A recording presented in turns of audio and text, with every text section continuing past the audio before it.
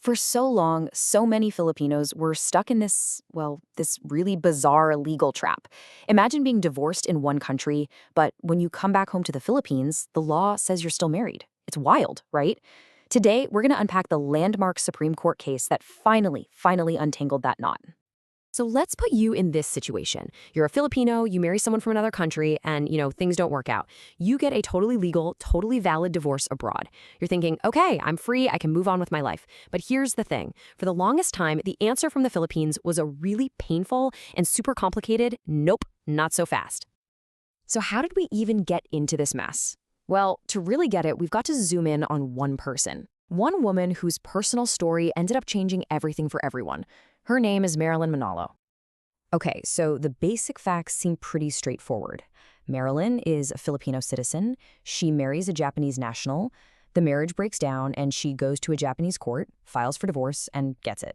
All good, right? You'd think that's the end of the story. But, and this is a huge but, when she came back and asked a Philippine court to just, recognize what happened, she slammed right into a legal brick wall. The court flat out said no, they wouldn't recognize her divorce. And the reason? Well, under Philippine law, Filipinos can't file for divorce. So in the eyes of her own country, she was still a married woman. This is where it gets just bananas. The court itself called it an absurd situation. Think about it. Her Japanese ex-husband, he's totally single, free to remarry, move on, whatever. But MARELYN, back in the Philippines, she's still legally shackled to him. It was basically a one-way marriage, and she was the one left completely stuck. You're probably asking, how is that even possible? How can a law create such a messed up situation? Well, it all boils down to a really specific and honestly a very tricky reading of the law. Let's dig into what this legal trap actually was.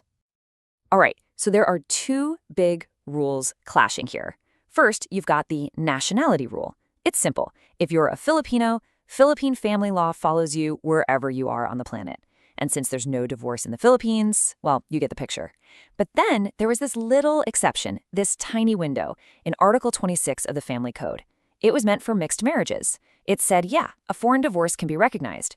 But, and this is the killer detail, it had to be filed by the alien spouse, the foreigner. Since MARELYN filed for it herself, the court said, sorry, it doesn't apply to you.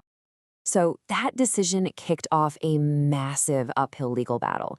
And you have to understand, this wasn't just about MARELYN anymore. Her case became a symbol for so many other Filipinos caught in the exact same trap. This fight was destined to go all the way to the Supreme Court. So here's how the legal roller coaster went. First up, the trial court. They looked at the words on the page and said, the law is the law. No. But then the case goes to the Court of Appeals, and they completely flipped the script. They said sticking to those exact words would be the height of injustice. I mean, wow. So now you have two courts saying completely opposite things. The stage was set for a final showdown at the Supreme Court. And here we are, the main event. The Supreme Court steps in, ready to settle this huge, fundamental question for good. Really, everything came down to this one simple question. Does it actually matter who filed the paperwork? Should the entire future of a Filipino citizen depend on whether they or their foreign spouse was the one to start the divorce process? Was this distinction fair, or was it just plain wrong? This is such a great way to see what the court was grappling with. It was a classic showdown, the letter of the law versus the spirit of the law. On one side, you have the literal black and white text, but on the other, you have what the law was meant to do. The whole reason that exception existed was to stop that absurd situation of a one-sided marriage. The Supreme Court had a choice to make: follow the words or follow the purpose. And to make that choice, they brought out a really big gun from the Constitution, the principle of equal protection. What does that mean? It's actually pretty simple. The law has to treat people in similar situations the same. You can't just draw a random line in the sand and say, you're treated this way and you're treated that way for no good reason. It has to be fair. So here's the knockout punch from the Supreme Court. They said, making a distinction based on who filed for the divorce, that's unreasonable and arbitrary. It just doesn't make sense.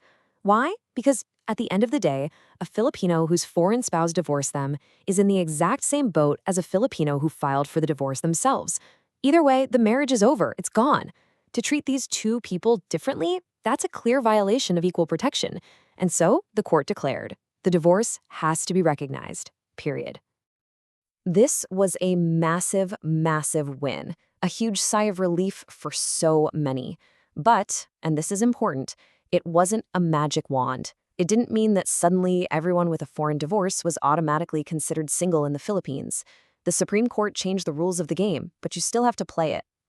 Yeah, the best way to think about this ruling is that it's a green light, not the finish line. It opened a door that was previously locked shut. It gives Filipinos the right to go to court and get their divorce recognized, but it's not an automatic thing. You have to take that step. So what does that process look like? It really comes down to two crucial things you have to do in a Philippine court. First, you have to prove the divorce is a real thing. You do that by showing the official divorce papers from the other country. Easy enough. But second, and a lot of people miss this, you also have to prove the foreign law that allowed for that divorce. A judge in the Philippines can't just Google it. You have to formally prove that the law exists and that your divorce followed it. Remember this date, April 24th, 2018. That's the day the music changed. The day the Supreme Court announced its decision in the case of Republic versus Manalo. It was a ruling that, honestly, fundamentally changed the lives of thousands and thousands of Filipinos overnight. When you boil it all down, the Manalo ruling was just this monumental leap for simple fairness and common sense. It basically affirmed a very simple, very human idea. You shouldn't be legally tied to a marriage that doesn't exist anymore. It finally slammed the door shut on that absurd one-way street of a marriage. And that brings us to the big question lingering in the air, right? The Supreme Court, through its interpretation, patched up a serious flaw in the law and made things more just. So doesn't that naturally lead to the next conversation? Is it now time for the Philippine Congress to step up and finally legislate a divorce law for everyone? This case absolutely threw that debate right back into the spotlight.